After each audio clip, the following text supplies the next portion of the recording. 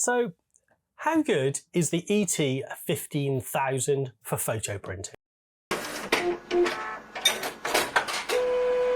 Well, hello and welcome to this Fotospeed video, as always with me, Tim Jones.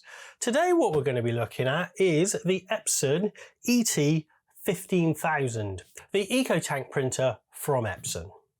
Now, the big advantage of this printer is it comes with refillable bottles of ink like these here, and you can just refill it as and when you need it.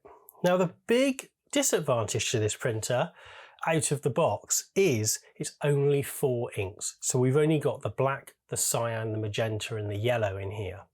So I've been lent one by Epson because I wanted to find out how good it actually is as a photo printer and if we can get away with some good results on this printer. But before we dive in to find out how good this printer is, please don't forget to subscribe. Just click that subscribe button in the bottom right there. And also please stick around to the end of the video because I will also have a 15% voucher that will give you 15% off on Fotospeed papers. Okay, so let's find out how good the ET-15000 is at photo printing. Now, the first thing we need to talk about with the ET-15000 here is the refillable inks. The ink comes in bottles, just like this one here. This is the black ink, which is slightly bigger. So this is 127ml. And then the cyan, magenta and yellow come in little bottles like this, which are 70ml. And the idea being is just in here, you can flip all the printer open and pop this in and it refills it for you. So these work out at about 20p a mil. So there's a massive saving when you think that kind of a cartridge-based printer would probably work at about £1.20 a mil. So there's a massive saving. The drawback with it is these are dye inks. So they're not archival and they're not what we call fine art or G-clay inks. So you can't produce fine art or G-clay prints. Now, if you've ever watched any of my videos previously about kind of dye and pigment based inks, then dye inks aren't such a massive problem. They're still good and archival for about 40 years as long as you don't put it in direct sunlight. So they also give really vibrant, bright colour. So really good kind of print inks for photo printing, and especially if you're printing a lot of bright and vibrant colours. The other downside that even before I think about printing something on here is the elephant in the room that it's only 4 inks. I think this printer, although they say it's a photo quality printer, is designed more for the home office kind of market rather than the photo printing. Now this retails around about the £500 mark. It's got a photocopier in, it's also got a scanner built in as well, but it also can print up to A3+, which makes it great for photo printing. When I first took it out the box, I was a little bit surprised because yes, it is set up like an office printer. It has the photocopier on the top. It's got the feed, so you can feed in things in there. So I'm not sure how it's going to perform, to be honest. I'm really hoping this printer really surprises me, but it's just those 4 inks. So also the price at around that £500 mark is quite a lot. When you think for an extra little bit of money, say another £100, you could move up to the ET-8550, which is a full photo range printer, which has those 6 inks in there. You've got the grey ink as well. So I'm not holding out much hope for black and white prints on this printer, to be honest, but let's see what it does with colour. It's not going to be as big a colour gamut as say like a Pro 1000 or the Pro it's not going to be as big colour gamut as say the Pro 1000 with its massive 12 ink set. It would be unfair to kind of compare it against that. I'm just interested to know if you can get a decent print off, say on one of our luster papers or something like that. I will put a fine art paper through like an NST Bright White just to see kind of how it handles it. It says it can handle papers up to 300 GSM and beyond, so it'd be interesting to know and just to see how easy it is actually to get a print on it. I'm going to be using custom profiles as well, so that's the first thing I'm going to do is to print some custom profiles off, so make it a fair fight. So do the luster and the NST bright white, just to see kind of what it looks like and how it goes. I'm not really going to hammer it and put through kind of really high-end papers. I think I probably will put through the brighter as well. So we'll do an everyday paper like the luster, and then we'll put through the NST bright white and the brighter to see if it can handle those thicker kind of fine art type of papers, because it'd be nice to know kind of a nice safe option in there. Okay, so let's dive in and have a look and get this profiled, and then we'll make some prints and I'll let you know what I think. All right, okay, let's get those profiles made.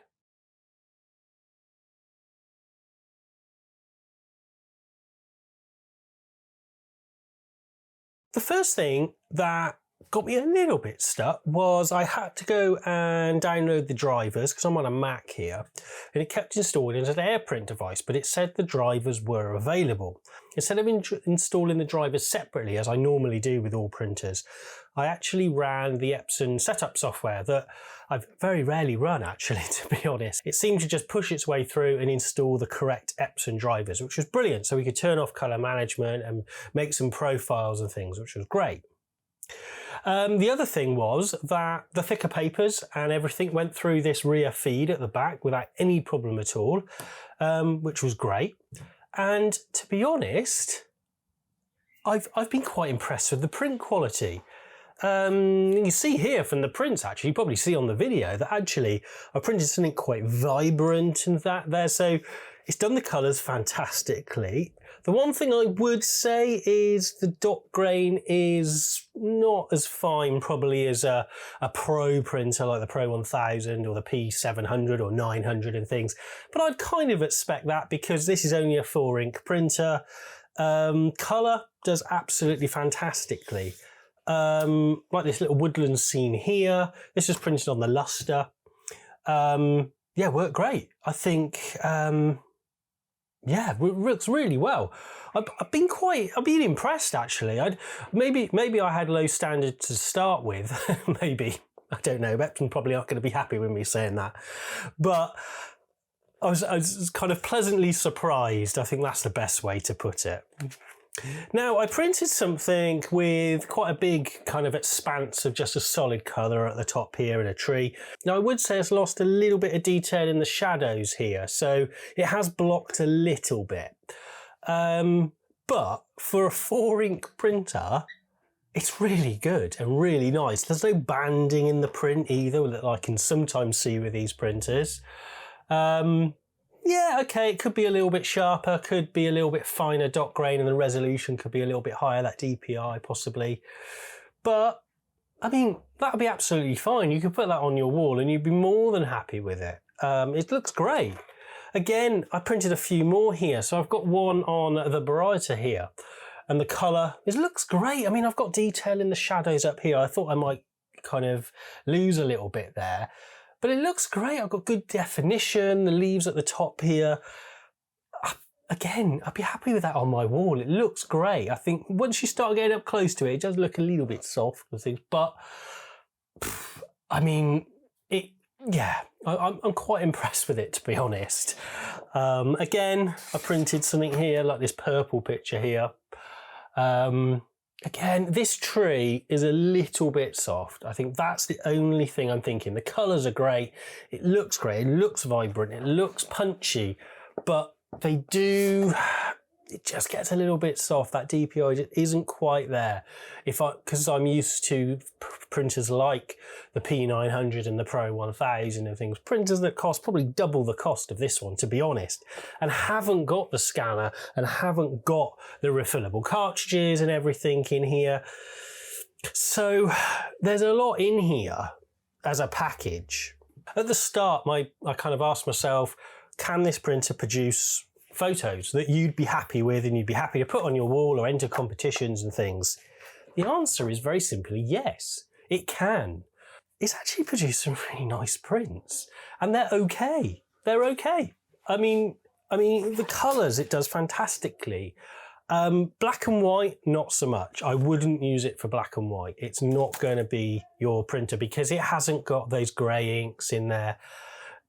it's just not going to be a black and white printer. But for colour, it's fantastic. If you need a printer that's going to print your documents, going to print your kind of scans, and you can copy documents in here and things, then this printer is amazing. And also, if you want it to print your club prints, or kind of you just want to print the occasional picture for kind of your auntie or your grandparents or whatever, I mean, this printer will do it, and it works great with the thicker papers as well. I put through some matte papers and things on it and it worked okay. Put everything through the back feed. There is a tray at the bottom that you can put kind of copy paper in. Just keep it plain paper. Put all your photo papers and things through the back. I've kind of been impressed. As you may tell, I've kind of been impressed with it. At the start of the video, I said, I hope I'm impressed, because perhaps I thought I was only got 4 inks and things. Maybe it's going to just fall down a little bit, but it looks great. If you're taking your photo printing very seriously and want to go in more depth with it, probably I would perhaps look at spending a little bit more on the 8550. So it's got those grey inks in there so you can get your perfect black and whites and things. And the colour range will be a little bit better. But then again, it is a couple of £100 more expensive. So there's that factor as well in there. But been impressed. So I kind of hope that's been useful. I haven't really gone into all the specs and things and what's in there, because really all we're really interested in is, can it print photos? Yes, it can. Does it do them to a high standard? Yeah, I have to be honest, hand on heart, it does. It does them to quite a high standard. Is it as good as, say, a Pro 1000 or kind of a P700 or P900? Probably not. Is it as good as the 8550, which is kind of the next one up to this? Again, probably not, because you've got those extra inks in there. I think print quality wise, it's a rival for it, but with the extra inks, you're just going to get a bigger colour range in there. So hopefully that's something to think about. And if you've got one of these printers, I really hope you're happy with it, because I've been quite happy with it. And also the cost of the ink is great. And the dye inks produce lovely, vibrant prints. So yeah, I don't know what to say. But anyway, I hope that's been useful. If you've got an ET-15000 and you want to use some of our lovely papers to get some great prints, please use the voucher code FSYouTube15, which will give you 15% off Fotospeed papers on photospeed.com. If you live in North America and the US, please go on our website, because we've got a flat rate shipping fee of $9 now. You will be liable for any import duties and taxes within your own state or province, so just please bear that in mind. But don't let that put you off. Please have a look on our website. Okay. Don't forget to subscribe. Click that subscribe button and give us a thumbs up as well. And also, please put any comments and things in there and any experiences you've had with the ET-15000. Because the short time I've had it, I've been quite impressed with it. I'd quite happily sit with it on my desk and kind of do the odd picture and things with it. Okay, so have an amazing week, and I'll see you next Thursday. Bye-bye.